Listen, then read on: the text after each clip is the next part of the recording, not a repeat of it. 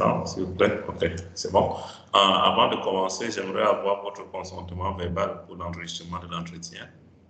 OK. Non, c'est tout à fait normal, c'est les archives. Donc, il faut enregistrer. Ça, c'est trivial. D'accord, d'accord. OK, merci beaucoup. Je vais d'abord poser des questions générales. OK. À la suite, je vais m'intéresser à votre projet de recherche et vous aurez l'opportunité de me poser quelques questions après si vous en avez. OK? D'accord. OK, bon, très bien, commençons.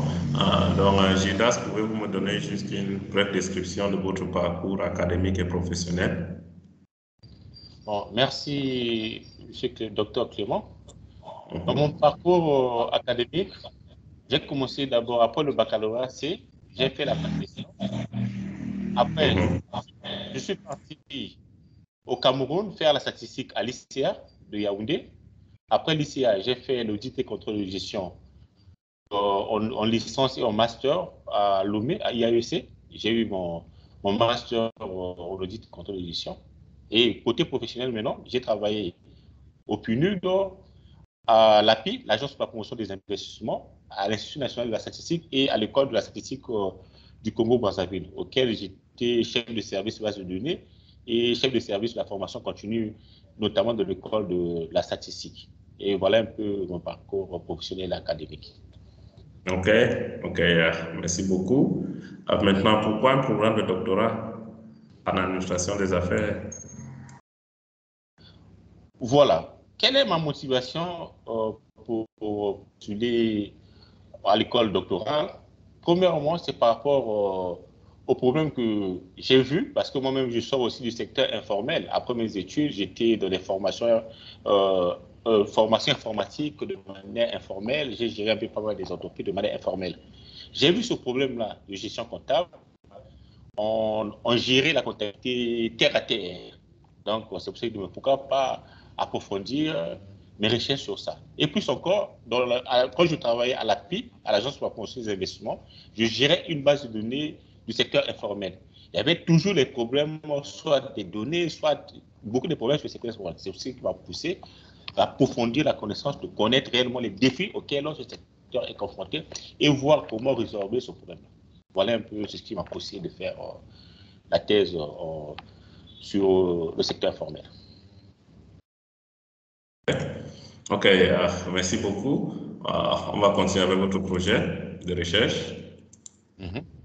OK, très bien. D'accord. Pouvez-vous me donner le titre de votre projet de recherche? Oui, le thème de notre projet de recherche s'intitule l'analyse de l'utilisation des outils de gestion comptable par les entreprises du secteur informel au Congo. OK. Analyse. Je peux reprendre? Ça va? Oui, oui, oui, oui, oui, oui. Pourquoi ce sujet? Pourquoi, en fait, quel est le problème que vous avez identifié et que vous voulez régler à travers cette étude? Bon, à travers cette étude, nous avons constaté un réel problème de comptabilité au niveau des entreprises informelles. Parce que quand on a géré ces bases de données-là, on constate probablement qu'il y avait un manque de données. Et quand on est rentré aussi faire des recherches sur Internet, on voyait qu'il n'y avait pas une étude appropriée sur l'utilisation de la comptabilité.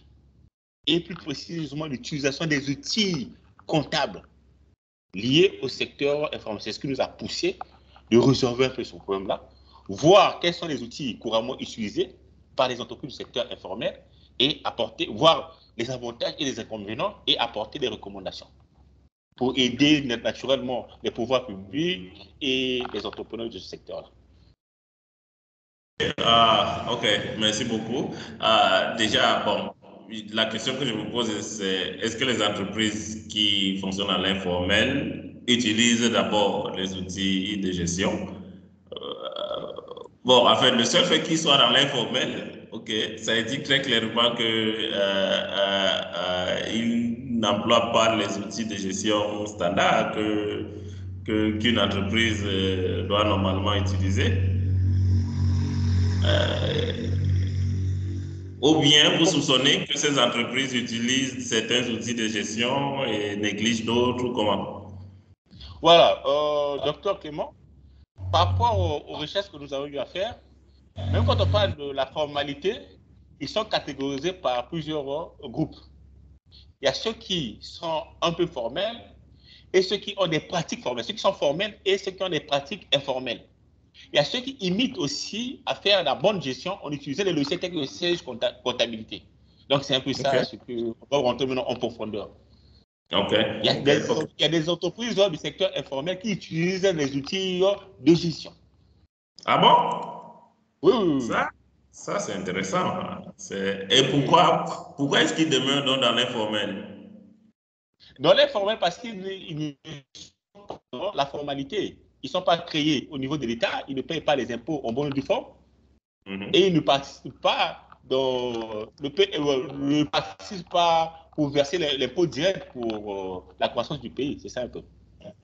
Donc, c'est l'invasion fiscale, quoi. Ils ne payent pas les impôts, ils n'ont pas les papiers qu'il faut. Ils n'ont pas le NU, ils n'ont pas le SIAC et le CIEN, tout ça. C'est là où on les considère comme étant informels. Mais dans leur gestion, dans le contrôle de gestion, ils pratiquent les outils de contrôle de gestion. Ils ont des tableaux de bord, ils font le budget d'achat, le budget de vente, et ainsi de suite. Tout ça, ils le font. Donc, c'est un peu ça. Comment ça doit être une situation très intéressante parce que la plupart des entreprises, à ce que nous connaissons dans la plupart des pays,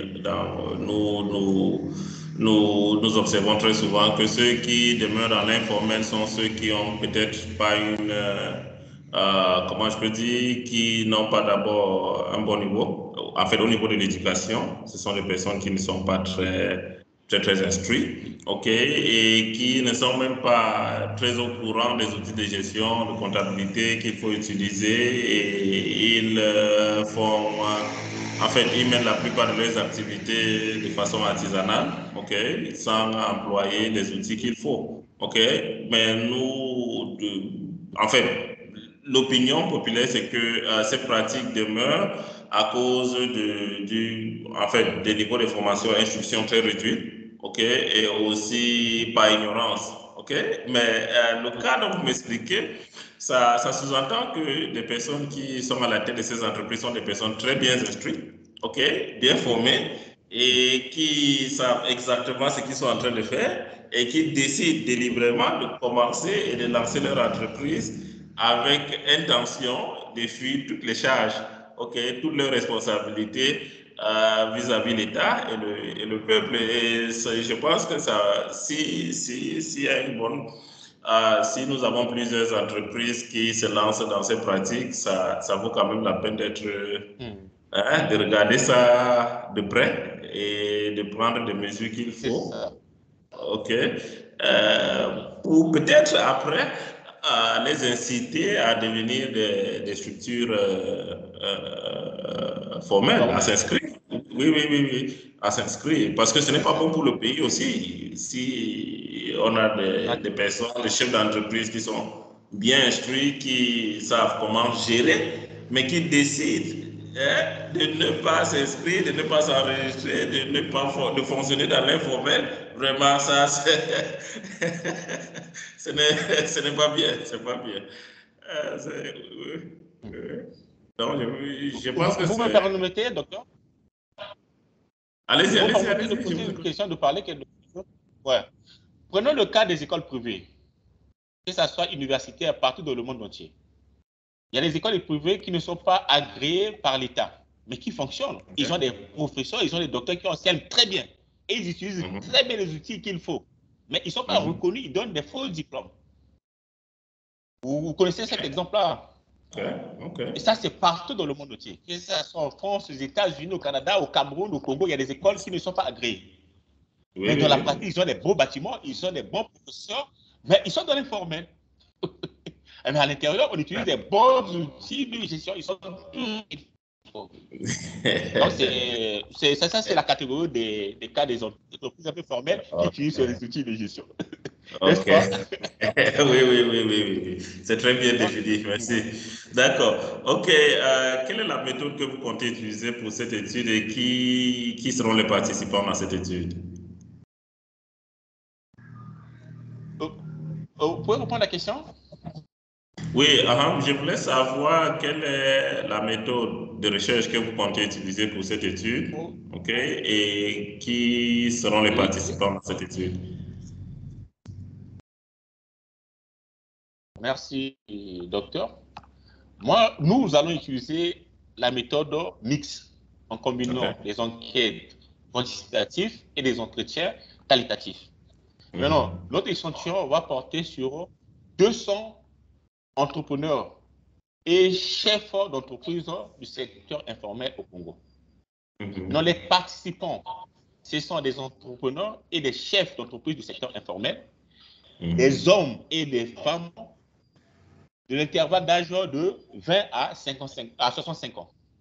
Okay. Donc c'est d'abord les entrepreneurs et chefs d'entreprise parce qu'ils maîtrisent bien la gestion de leur entreprise. Et de deux, hommes comme femmes et de l'âge entre 20 à 65 ans. Ça, c'est maintenant pour voir la corrélation qui existe entre les jeunes et les vieux. Est-ce que les jeunes utilisent bien les outils comptables ou c'est les jeunes qui utilisent? Ou si c'est les vieux qui utilisent les outils comptables, est-ce qu'ils ont maintenant l'expérience ou quoi? Donc, on va voir un peu le lien, la corrélation qui existe là. Pour voir un peu les pattes qui... Et là, vous allez suivre les entreprises informelles, c'est ça? Allô? Oui, on a cité les entreprises uniquement informelles. Seulement informelles. Ok, pensez-vous qu'ils seront disposés à participer dans cette étude? Pardon? Pensez-vous qu'ils seront pensez-vous qu'ils auront l'envie de participer dans cette étude? Oui. Puis avec l'expérience que j'ai, je suis d'abord statisticien de formation. Je travaille aussi à l'INS. Je sais comment m'y prendre pour collecter les informations. Outre ça aussi, il y a des données aussi secondaires qui existent à l'INS et au ministère des PME. Mais sauf qu'il manque souvent une variable sur la gestion comptable. Les autres variables existent déjà, il manque souvent des variables sur la gestion comptable et des outils de gestion comptable. Donc, je peux faire un questionnaire rapidement et compléter ces variables-là. Il y a des données secondaires qui existent déjà. On peut faire des analyses avec ça. On ajoute seulement les variables que nous voulons pour notre analyse. Ok. Merci beaucoup. Je n'ai plus de questions. Si vous avez des questions pour moi, vous pouvez les poser maintenant. Bon, docteur, on va une question ici. J'ai vraiment aimé vos remarques et suggestions pour l'amélioration de mon travail. Commençons, j'ai d'abord proposé un thème que vous avez amélioré et là, je me retrouve maintenant très bien. Mais je suis un peu confronté par les recherches parce qu'il n'y a pas toutes les données sur Internet. La question que je voulais savoir, est-ce que chez vous, là-bas sur place, à Chypre, vous avez une bibliothèque équipée et puis un étudiant est autorisé de venir même passer une semaine pour faire ses recherches? C'était ça ce que je voulais savoir. Est-ce que vous pouvez reprendre la question? Votre question s'intéresse sur... La question... Allez-y. La recherche dans votre bibliothèque là-bas à Chypre, est-ce qu'un étudiant inscrit peut venir là-bas faire des recherches, même pour une semaine? Ok, très bien. Notre bibliothèque est en ligne, ok? Nous avons deux bibliothèques en ligne qui sont très riches, ok? Bien fournies.